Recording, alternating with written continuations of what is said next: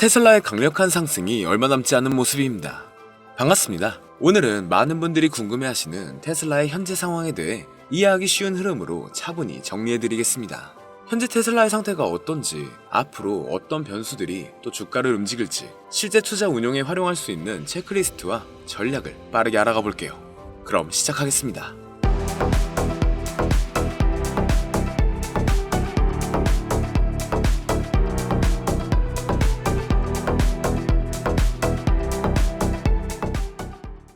먼저 요즘 테슬라가 잘하고 있는 것부터 보자면 최근 분기에서 차량 판매와 에너지 저장 부분에서 좋은 수치를 보여주었습니다. 쉽게 말해 차를 많이 만들어 팔았고 집 사업장에 설치하는 배터리 사업도 늘리고 있죠. 이 부분은 실물로 확인되는 부분이라 신뢰할 수 있는 긍정적 신호예요. 그런데도 불구하고 왜 사람들이 아직 불안해하느냐? 이유는 두 가지입니다. 첫째는 마진 문제가 크죠. 많이 팔았다고 해서 돈을 엄청나게 버는 건 아닙니다. 어떤 지역에서는 경쟁 때문에 가격 할인을 하거나 프로모션을 통해 판매를 늘릴 수 있게 되고 그러면 이익률은 낮아질 수 있어요. 그리고 둘째는 미래 수익의 실현 여부입니다. 이 회사의 진짜 큰 돈은 FSD나 로보택시, 소프트웨어 구독 같은 비즈니스 모델에서 나오는 것이고 이것이 실제로 돈이 되느냐가 관건인 거죠. 재무에서는 최근 자유현금 흐름이 개선되는 신호를 보였습니다. 회사가 투자하고 남는 현금이 늘어나면 여러모로 매우 긍정적인데 하지만 공장 설비 투자가 계속 필요한 상황이 된 거죠. 공장을 짓거나 배터리에 투자하면 단기적으로는 현금이 줄어들 수 있는데요. 즉 FCF의 지속성을 확인해야 합니다. 그리고 여기서 FSD에 대해 쉽게 얘기할게요. 많은 분들이 FSD를 게임 체인저라고 부르고 있죠. 맞습니다. 만약 완전 자율주행이 상용화되어 수익 모델로 연결되면 테슬라의 가치가 크게 뛰는 건 현실 가능한 시나리오예요. 하지만 현실은 훨씬 더 복잡합니다. 규제, 보험, 안전성 검증, 그리고 무엇보다 사람들이 실제로 그 서비스를 얼마나 신뢰하고 사용할지가 문제인 거죠. 예를 들어 기술적으로는 어느 정도 가능해도 규제 기관이 완전히 안전하다고 승인하지 않으면 상용화가 늦어질 수 있어요. 또 보험료 문제도 있고 사고가 나면 책임 소재가 매우 복잡합니다. 다만 여기서 중요한 점은 FSD가 개인이 차를 소유하지 않는 로보택시 시장으로 확장될 때의 수익 모델은 아주 달라요. 구독형 수익이나 서비스 수수료가 들어올 수 있고 이는 자동차 판매보다 훨씬 높은 마진을 낼 가능성이 더 커지죠. 하지만 여기까지 가려면 몇 년이 또 걸릴 수 있고 중간에 예상치 못한 규제나 기술 한계가 나올 가능성도 큽니다. 결국 FSD는 가능성은 매우 크지만 불확실성도 매우 큰 영역입니다. 또 여기서 중요한 현실은 중국 업체들이 급성장하고 있어요. BYD 같은 회사들은 가격 경쟁력과 배터리 효율성, 지역 네트워크를 무기로 점유율을 빠르게 늘리고 있습니다. 결국 테슬라가 받는 압박은 가격 경쟁과 지역 맞춤 전략에서 오겠죠. 테슬라가 브랜드와 기술로 방어할 수는 있겠지만 모든 지역에서 무조건적으로 높은 마진을 유지하기는 쉽지 않게 됩니다. 따라서 경쟁 심화는 판매량 증가와 동시에 마진 압박을 동반할 수 있다는 건데 이 점은 투자자가 꼭 유념해야 할 겁니다. 그리고 지금 시장에서는 의견이 크게 갈려 있어요. 어떤 전문가는 테슬라가 앞으로 몇 년 내에 큰 돈을 벌 것이라고 아주 낙관적인 모습입니다. 반면 다른 전문가는 밸류에이션이 이미 높아서 리스크가 크다고 경고하고 있죠. 유튜브 같은 공간에서는 감정적, 극단적 의견이 잘 확산됩니다. 대박난다는 콘텐츠가 조회수가 더 높고 곧 망한다는 콘텐츠도 반응을 크게 얻죠. 우리 시청자분들이 이걸 조심해야 하는 이유는 여론에 휩쓸려 충동적으로 또 매도를 하게 되면 큰 손해를 볼 수 있기 때문인데요. 자, 그렇기 때문에 이렇게 영상을 시청하시는 많은 분들이 투자를 할 때 유튜브 검색 또는 SNS 그리고 지인들에게서 정보를 얻습니다. 하지만 그 정보가 정말 믿을 만한 정보일까요? 투자는 종목을 선택하고 타이밍을 잡아서 수익을 내는 확률 싸움입니다. 그리고 그 판단의 근거가 많아질수록 확률이 높아지고 리스크는 상대적으로 낮아지죠. 그래서 잠시 오늘 영상에서는 그 확률을 높이는 머리를 이식해드릴 예정인데 조금만 더 집중해주시면 앞으로 투자함에 있어 분명 좋은 결과를 얻으실 수 있을 겁니다. 먼저 이전 영상에서 리스크 관리가 필요한 때라고 공유를 해드렸었는데 마침 미국 주식과 가상화폐의 하락이 이어지고 있습니다. 미리 준비한 우리는 앞으로 더 좋은 기회를 잡을 수 있을 것 같네요. 그런데 여러분, 정말 유튜버, 인플루언서의 그럴듯한 말들을 믿으시나요? 그들은 사실 여러분들이 돈을 버는 것에는 관심이 없습니다. 물론 좋죠. 구독자와 팔로워가 늘어날 테니까요. 하지만 그들은 여러분의 인생을 책임져 줄 수는 없습니다. 저 또한 마찬가지고요. 그리고 정말 그들이 전문가일까요? 물론 자료 조사를 더 많이 할 테니 평균보단 나을 수 있습니다. 하지만 진짜 전문가는 방구석 컴퓨터 앞에 앉는 것이 아니라 바로 미국 월스트리트에 있죠. 그럼 이제부터 우리에게 정말 필요한 정보들만 쏙쏙 빼와서 객관적인 시각에서 공유드려 볼게요. 오늘 이 영상을 통해 여러분은 월스트리트의 전문가들이 실제로 사용하는 데이터 분석 방법을 배우게 될 겁니다. 지금부터 말씀드릴 4가지 데이터만 추출할 수 있다면 여러분도 월스트리트 전문가들과 같은 시각으로 시장을 바라볼 수가 있어요. 첫 번째 핵심 데이터는 내부자 매수 동향입니다. 이런 질문을 해보면 좋습니다.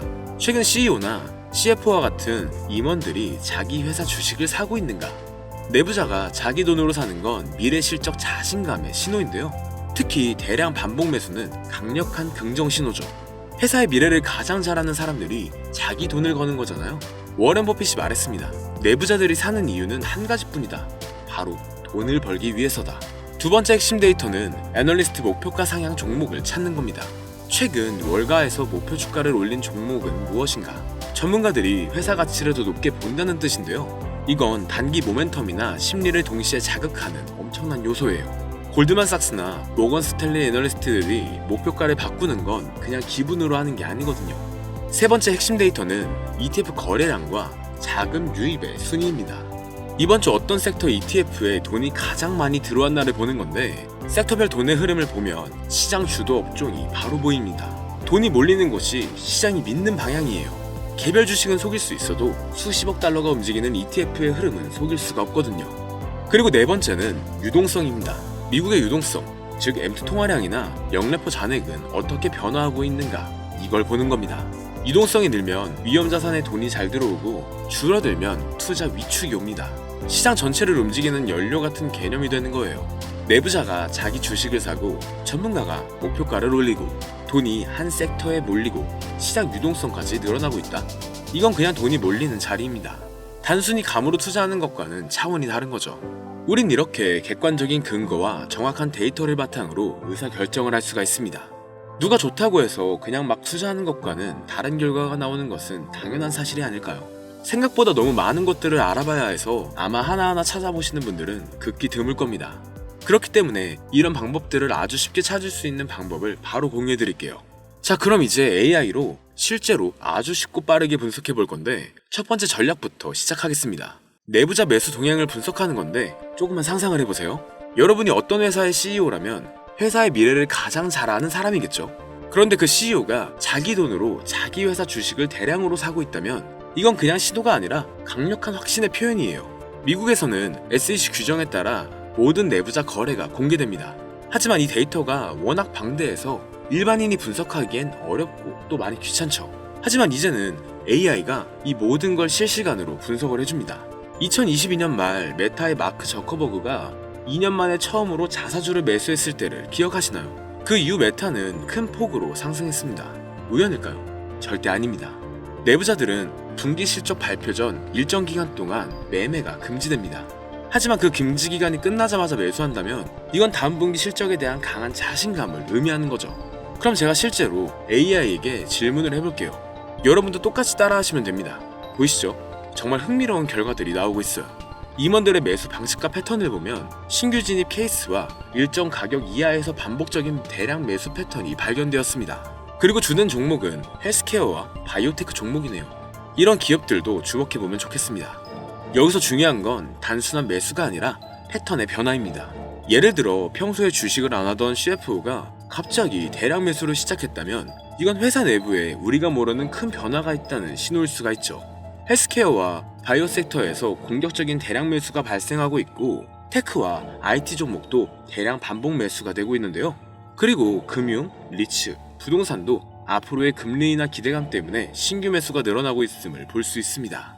이건 놓치면 아쉬운 좋은 신호로 보여지는데 하지만 내부자 거래 분석에도 한계가 있어요. 내부자들도 때로는 잘못 판단할 수 있고 매수 이유가 투자 목적이 아닐 수도 있겠죠. 그래서 다른 지표들과 함께 종합적으로 판단하는 것이 좋습니다. 그럼 바로 다음 지표를 살펴볼게요.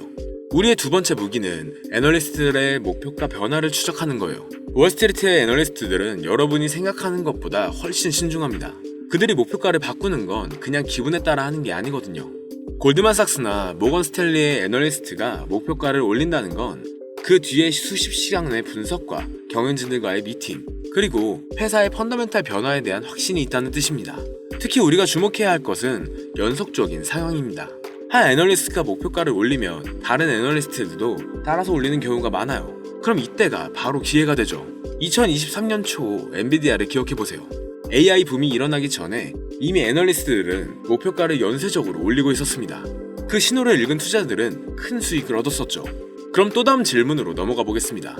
여기에서도 정말 흥미로운 결과들이 보이네요. 엔비디아에 대해 여러 애널리스트들의 목표가를 올렸습니다. 상향 이유를 보면 AI 인프라 수요와 미국 정부의 수출 허용 때문이었는데, 기술주가 아닌 월마트도 3명의 애널리스트가 평균 14% 이상의 상승 여력을 보고 있다는 점을 주목하면 좋겠는데, 여전히 목표가와 현재가의 괴리가 너무 클 때는 과도한 낙관 때문에 오히려 위험한 신호일 수 있으니 주의하시면 좋겠습니다. 기술주에서는 AI 관련 기업들의 목표가 상향이 두드러져요. 소비 리테일 같은 경우는 공급망, 관세 이슈 극복이 있고, 금융주는 성장 지속성으로 높은 평가를 받고 있습니다. 주요 기관들의 특징을 살펴보면 골드만삭스는 AI, IT, 헬스케어 등 대형주에 집중하고 있고, 모건 스탠리는 은행, 리테일, 리츠 등을 신중하게 상향 조절했습니다. JP모건은 금융, 테크, 소비 대기업 위주로 시장을 바라보고 있네요. 그리고 이 내용을 파악할 때 목표가 하향 조정도 놓치면 안 되는 중요한 신호예요. 성장성이 둔화되는 경우나 지정학적 리스크가 있는 종목들은 목표가 하향 압력을 받고 있습니다. 이 내용을 바탕으로 3명 이상이 동시에 목표가를 올린 종목을 주목하고, 상승 여력이 15% 이상인 종목을 선별, 해당 섹터의 펀더멘탈 계산 여부를 확인한 다음 목표가를 올린 애널리스트들의 과거 정확도를 체크해보면 좋습니다. 다른 지표들과의 일치성까지 확인하면 애널리스트 목표가를 활용한 투자 전략을 수립할 수가 있죠. 또 세 번째 비밀은 ETF 자금 흐름을 읽는 거예요. ETF는 돈이 어디로 흐르는지 보여주는 가장 정확한 지표입니다. 앞서 말씀드렸던 개별 주식은 속일 수 있어도 수십억 달러가 움직이는 ETF의 흐름은 속일 수가 없어요. 기관 투자자들이 어떤 섹터에 베팅하고 있는지, 또 어떤 테마가 뜨고 있는지, 심지어 지정학적 리스크에 어떻게 대응하고 있는지까지도 모든 게 ETF 흐름에 나타납니다. ETF 자금 흐름의 가장 중요한 특징은 선행성이에요. 주가가 움직이기 전에 먼저 자금이 움직이는 경우가 많다는 뜻입니다. 이건 정말 강력한 힌트죠. 2022년 러시아 우크라이나 전쟁이 터지기 2주 전 이미 에너지와 방위 산업 ETF에 자금이 몰리고 있었어요. 뉴스보다 돈의 흐름이 더 빨랐던 거죠. 여기서도 재미있는 패턴이 보이네요. SP500 관련 지수와 나스닥 종합지수에 엄청난 자금이 유입되고 있어요. 순자금 유입이 가장 많은 ETF를 살펴보면 대형주, 성장혁신주, 장기채, 그리고 실물자산, 원자재에 돈이 몰리고 있음을 볼 수가 있습니다. 레버리지를 활용하고 있는 ETF들에서 자금이 빠져나가고 있고, 인플레 경제감에 장기 채권에서도 일부 유출이 지속되고 있는데요. 테마의 변화를 보면 AI 관련 ETF들이 압도적인 자금 유입을 보이고 있습니다. 반면 바이오테크, 신흥국 ETF들은 유출이 발생하고 있네요. 이렇게 글로벌 투자 심리도 어떤지 ETF 흐름으로 알 수가 있습니다. ETF 흐름을 활용한 투자 전략을 위해선 자금 유입이 급증하는 섹터 ETF의 주요 구성 종목을 또 분석하고, 섹터 로테이션 초기 신호를 포착해서 선제 대응하는 것, 그리고 테마 ETF 흐름으로 새로운 투자 트렌드를 발굴하고 지역별 ETF 흐름으로 글로벌 리스크를 대응할 수가 있습니다. 또 거래 급증은 ETF로 단기 변동성을 활용할 수도 있겠네요. 다만 ETF 흐름을 분석할 때는 단기 흐름에 너무 의존하지 말고 최소 2주에서 3주의 트렌드를 파악해보는 것이 좋습니다. 분배금 지급일이나 릴밸런싱 등 날짜들의 기술적인 요인도 고려해봐야 돼요. 또 ETF 규모가 너무 작으면 소수의 거래로도 흐름이 왜곡될 수가 있어요. 이제 마지막 무기는 유동성입니다. 유동성이란 간단히 말해서 시장에 돌아다니는 돈의 양이에요. 유동성이 주가보다 먼저 변합니다. 2020년 코로나 때 연준이 무제한 양적 완화를 발표하자마자 2년간의 상승 랠리가 시작됐죠. 반대로 2022년에는 테이퍼링 암시만으로도 성장주들이 무너지기 시작했고요. 이런 변화를 파악하기 위해서 또 질문을 넣어보겠습니다. 정말 중요한 데이터들이 나오고 있어요. M2 통화량은 전년 동기 대비 4.5% 증가, 현 수준은 역사적 고점보다도 소폭 상회하는 수준입니다. 영래포 잔액을 보면 더 흥미로운 패턴이 보여요. 영래포는 시장에 있어 잉여 자금을 연준에서 흡수하기 위해 사용하는 단기 금융수단입니다. 이렇게 영래포 잔액이 크게 줄면 일반적으로 위험자산 선호가 증가해서 주식시장의 상승 요인으로 해석됩니다. 지금 상황을 보면 1조 8천억 달러 이상에서 6천억 달러대까지 빠르게 감소한 것을 볼 수가 있네요. 이건 주식시장의 긍정적인 신호가 되는 것이죠. 그리고 달러 인덱스가 강세를 보이고 있습니다. 달러의 강세는 수출 기업들에게는 부정적이지만 매수 기업들에게는 상대적으로 유리합니다. 현재 상황을 종합해보면 유동성 환경은 좋지만 신중한 낙관 구간으로 전환되고 있는데요. 대형 성장주, 테크주, 방위주 위주의 강세가 지속되고 있고 중소형 가치주와 신흥국들은 선별해서 접근해야겠습니다. 하지만 신용 리스크와 단기 충격을 대비해서 위험 관리와 포트폴리오 분산이 필요하겠네요. 정리된 해석을 보면 주식시장은 재상승 여력이 있지만 인플레이션 리스크와 단기 변동성 확대, 또 신용 리스크들에 여전히 유의해야 할 변수로 남아있음을 볼 수가 있죠. 또 한 가지 특이한 점은 비트코인과 나스닥의 상관관계가 높아지고 있다는 것입니다. 시장이 비트코인을 이제 위험자산 중 한 종류로 보기 시작했다는 거죠. 다시 말해 투자자들이 경제가 좋아질 것 같다, 위험을 감수할 수 있다라고 느낄 때 비트코인과 기술주를 함께 매수한다는 뜻입니다. 우린 암호화폐 조정 속에서 또 새로운 기회를 찾을 수 있겠네요.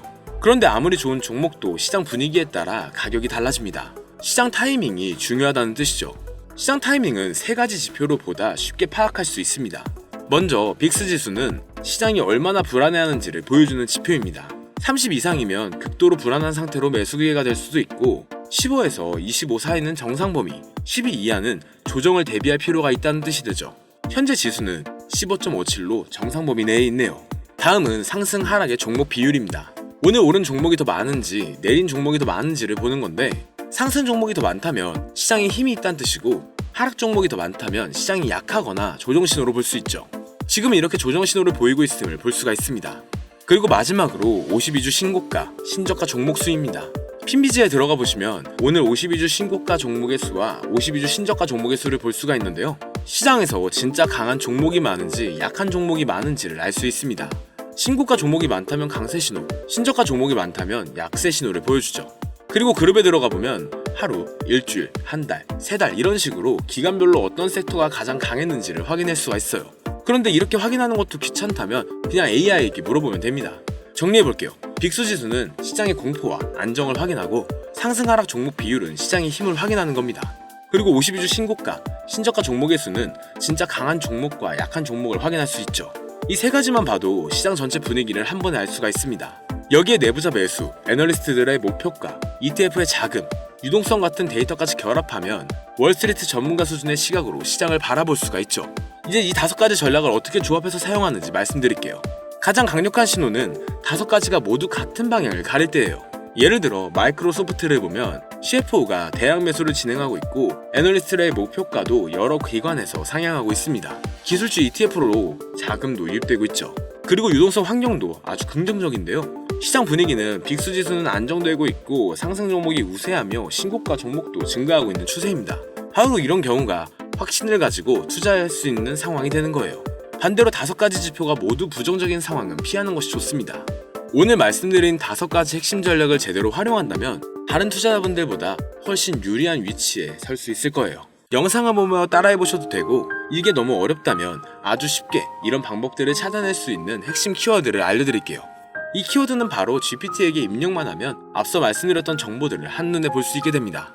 정말 투자로 높은 성공을 하고 싶은 분들은 현재 화면에 보이는 010-3964-8741 010-3964-8741 번호로 키워드라고 보내주시면 저희 채널 구독자에 한해서 월스트리트 전문가들의 분석 방법을 공유해드릴 거예요. 이제 여러분들도 월스트리트 애널리스트 못지 않은 투자자로 분명 성장하실 수 있을 겁니다. 그리고 투자에 앞서 돈을 벌고 싶다면 감정에 휘둘리지 말고 데이터에 기반해서 투자 결정을 내리세요. 하지만 꼭 기억해 주시길 바랍니다. 어떤 방법도 100% 완벽하지는 않죠. 항상 리스크 관리를 철저히 하시고 분산 투자의 포트폴리오 구성 원칙을 지키시면 좋겠습니다. 그리고 결국 중요한 건 투자의 타이밍이죠. 타이밍은 기술적 분석을 통해 더 명확하게 잡을 수 있습니다. 어떻게 설명드리면 좋을까 찾아보다가 광고는 아니고 무료 이벤트를 진행하고 있는데요. 앞서 말씀드린 010-3964-8741 이 번호로 태블릿이라고 보내주시면 태블릿 또는 워치를 드리고 있는데 기술적 분석에 대해 궁금하신 분들은 차트 분석 무료 교육 이벤트와 월스트리트 전문가들의 비밀 정보 분석 방법까지 공유해드리니 많은 참여 부탁드립니다.